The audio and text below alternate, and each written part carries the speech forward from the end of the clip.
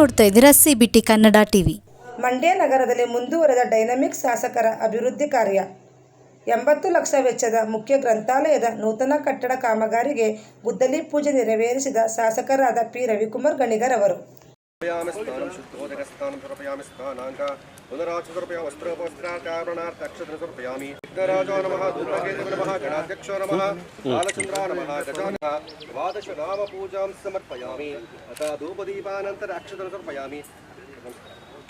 नैवेद्यार्थे व्रतस्थापित देवी गायत्री चंद्रः सविता नमः सपरिवार समेत महागणाधिपतये नमः ओम मेघदंता विद्महे गजवक्त्राधिमहि तन्नो दन्ति प्रचोदयात् अतां ಮುಖ ಡೈಟ್ ಯಾವ್ರ ಈ ಕಡೆ ಬಡಿ ಬಡಿ ಎಲ್ಲ ಕೈ ಇಟ್ಕೊಳ್ಳಿ ಸಾಕೊಬ್ರು ಹಾಕೋಣ ಆಕ್ಷನ್ ಮಂಜಳ ಹೊಡೆಯೋಣ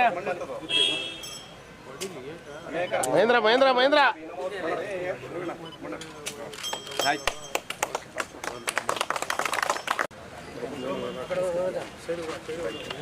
ಮಂಜೇಣ ಕೂಡ ಮಹೇಂದ್ರ ಮನವರೆಲ್ಲ ಹೋದರು ಕೂಡ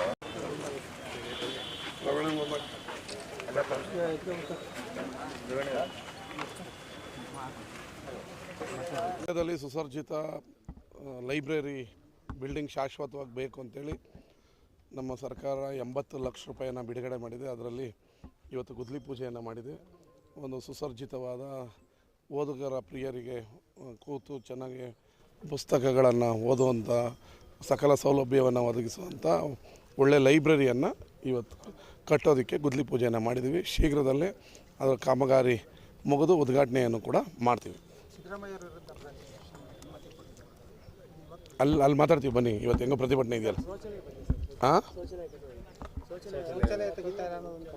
ಶೌಚಾಲಯ ತೆಗೆಯಲ್ಲ, ಅದನ್ನು ರಿನಿವೇಟ್ ಮಾಡಿ ಗ್ರಂಥಾಲಯ ಇಲಾಖೆಯವರು ನಮಗೆ ಹ್ಯಾಂಡ್ ಓವರ್ ಮಾಡಿ ನಾವೇ ಮೇಂಟೈನ್ ಮಾಡ್ತೀವಿ ಅಂತ ಹೇಳಿದ್ದಾರೆ. ನಮ್ಮ ನಗರಸಭೆಯಲ್ಲಿ ಇಟ್ಟು ಮೇಂಟೈನ್ ಮಾಡೋದಕ್ಕೆ ಇವರು ಕೊಡ್ತೀವಿ. Thank you. ಗ್ರಂಥಾಲಯ